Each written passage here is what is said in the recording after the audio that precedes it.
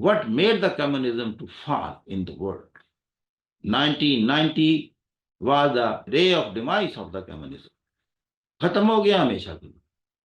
لیکن اگر اس کے ریمنٹس موجود ہیں, ابھی چائنا میں موجود ہیں, پولیٹیکلی تو موجود ہیں, لیکن اکنامیکلی چائنا بھی مجبور ہو گیا کہ کیپٹلسٹ کے وہ پوائنٹس کو امبائب کرو, اسیمیلیٹ کرو, make part of your governance, جہاں آپ پرائیویٹ اونرشپ کو اور ڈی ریگولیشن کو اجازت دیں.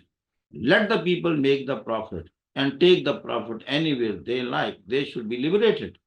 جو گورنمنٹ کے کلچز ہیں, اکنامک کلچز ہیں, اس میں سے ان کو آزاد کر دو. چونکہ کمیونزم میں آپ اجازت نہیں دیتے کہ لوگ پرائیویٹ اونرشپ میں جائیں, کیونکہ کمیونزم میں تمام جو اونرشپ کا رائٹ ہے اور فائنانس کی ڈسٹریبیوشن ہے, that is being commanded, controlled and directed by the state. یہی سوشلزم کا کانسیپٹ ہے جو کارل مارکس نے دیا تھا. لیکن وہ اسٹیٹ میں وہ میکانزم پیدا کرنے میں ناکام ہوا جس میں اونرشپ کا کانسیپٹ ہے, the loyalty to the national exchequer, dedication for the masses, for the society, for the state, جو ایک عام انسان کو اپنے کاروبار میں ہوتی ہے. اس لیے پھر بیوروکریٹک ڈیفیشنسیز ڈیولپ ہوئیں, اسٹیٹ کے تحت چلنے والے ادارے فیل ہوئے, لاس میں گئے, اس لیے ان میں وہ موٹیویشن نہیں ہوتی. جس کو آپ اون نہیں کرتے, آن بہاف آف اسٹیٹ آپ کام کر رہے ہیں. اسی لیے پاکستان میں آپ نے دیکھا most of the state run organization they are running in loss. جب ہم کہتے ہیں فال آف دا برلن وال, اور جب اس ایسٹ جرمنی سے لوگ ویسٹ جرمنی میں ایک فلڈ کی طرح داخل ہوتے ہیں, that speaks the demise of the socialist concept. کیونکہ on the other side of the Berlin Wall, where the Western political thought, democracy and the capitalism was going on, that happened to be a success story comparatively, I mean.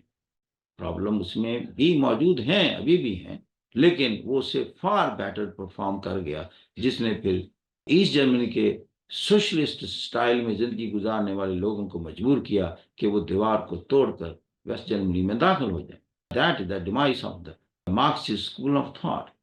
یہ جو on the other side of the wall تھا, democratic model and the model of freedom of man, کہ انسان کی آزادی دنیا کی سب سے قیمتی چیز ہے.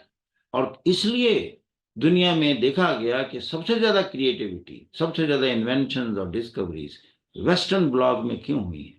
وہ اس لیے ہوئی جب آپ ذہنوں کو آزادی جو ہے کانسٹیٹیوشنل رائٹ اور فریم ورک میں دیتے ہیں, انسان کو سوچوں سے آزاد کر دیتے ہیں, اس کو سننا اپنے اوپر فرض اور واجب قرار دے دیتے ہیں. لیٹ ہم اور ہر ٹاک, آپ نے جو کچھ کہا, let everybody criticize you.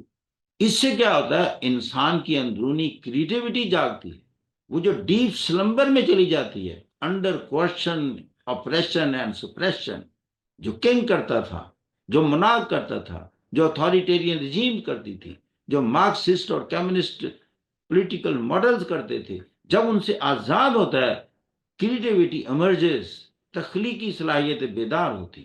اس لیے کہ مخالف نقطہ نظر کو سننا لوگ عبادت سمجھتے ہیں.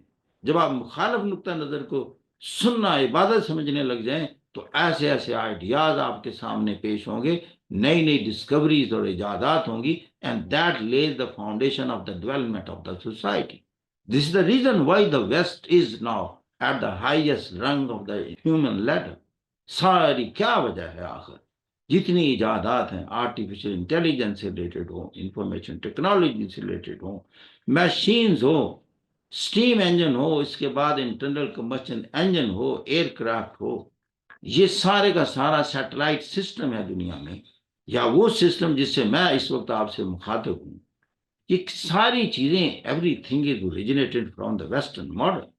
یہ ساری تھرڈ ورلڈ ڈیپ سلمبر میں کیوں ہے؟